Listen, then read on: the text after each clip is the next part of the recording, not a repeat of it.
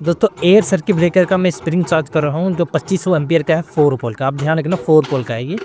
अब देखो spring charge करने के बाद मैं अंडर वोल्टेज में पैकेजिंग डाल रहा हूँ। पैकेजिंग इसलिए डाल रहा हूँ क्योंकि जब तक अंडर वोल्टेज में सप्लाई नहीं होगी मैं इसको किसी भी कंडीशन में ऑन नहीं कर सकता। ऑन मुझे चाहिए क्योंकि मैंने टेस्टिंग करनी है। टेस्टिंग के लिए मुझे ब्रेकर ऑन चाहिए और टेस्टिंग के बाद में ब्रेकर ट्रिप होगा तभी मुझे पता लगेगा। ये देखो ये मेरे पास एल&टी की यूनिवर्सल टेस्टिंग किट है। अब यूनिवर्सल टेस्टिंग किट में आपने क्या करना है, जो रिलीज़ में जो कि SR18 जी रिलीज़ में जो वैल्यू डली है आपने उससे ऊपर की वैल्यू डालनी है जिससे मेरा ब्रेकर जल्दी ट्रिप हो जाए। अब आपको एक चीज़ बता देता हूँ, जैसे ही आपने फॉल्ट करंट को बढ़ाया टेस्टिंग किट से आपका जो डिले टाइम है वो कम हो जाता है। ध्यान रखना जो मैं आपको ये चीज़ बता रहा हूँ, जैसे आपने फॉल्ट करंट को बढ़ाया आपका डिले टाइम कम होगा। ठीक है, ट्रिपिंग का जितना फॉल्ट करंट ज़्यादा होता है उतना ट्रिपिंग का टाइम कम हो जाता है। अब ये देखो मैं फ्रंट फीचर से मैंने इसका जो ट्रांसपेरेंट कवर है वो मैंने निकाल दिया है। ठीक है, ये देखो ये मैंने कवर निकाल दिया है। अब इस बात का ध्यान रखना कि जो इसमें मैं सिलेक्ट कर रहा हूँ DB9 की जगह DB15 करूँगा। DB9 क्या है, 9 का मतलब जो मैं टेस्टिंग किट की तार रिलीज में लगाऊंगा उसकी में जो पिन होगी या तो 9 की होगी या तो 15 की होगी। ये देखो मैंने ब्रेकर ऑन कर दिया। स्प्रिंग चार्ज था मेरा येलो था तो ऑन कर दिया। अब ऑन के बाद क्या होगा कि डिस्चार्ज होगा, डिस्चार्ज के बाद ब्लैक भी हो गया।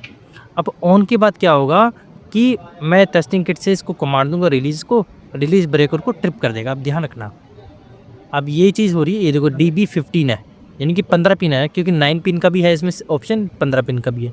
अब इन्हें 15 पिन में सेलेक्ट करनी है। ये यूनिवर्सल टेस्टिंग किट है।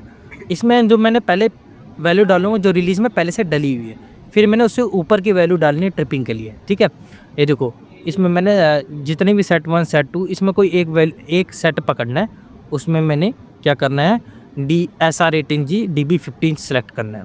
ठीक है, उसके बाद मैं इसकी मैं पिकअप वैल्यू डालूंगा। पिकअप वैल्यू का मतलब है रिलीज़ में जो पहले से रीडिंग डली है, मैं वैल्यू डली है वो। ये देखो DB9 का है, अभी DB15 का है। अब हो गया आपको DB15 का देखो ये SR18G DB15। अब ओवरलोड का मतलब है रिलीज़ में ओवरलोड कहीं लिखा नहीं होता, रिलीज़ में आपको लिखा होता है शॉर्ट टाइम।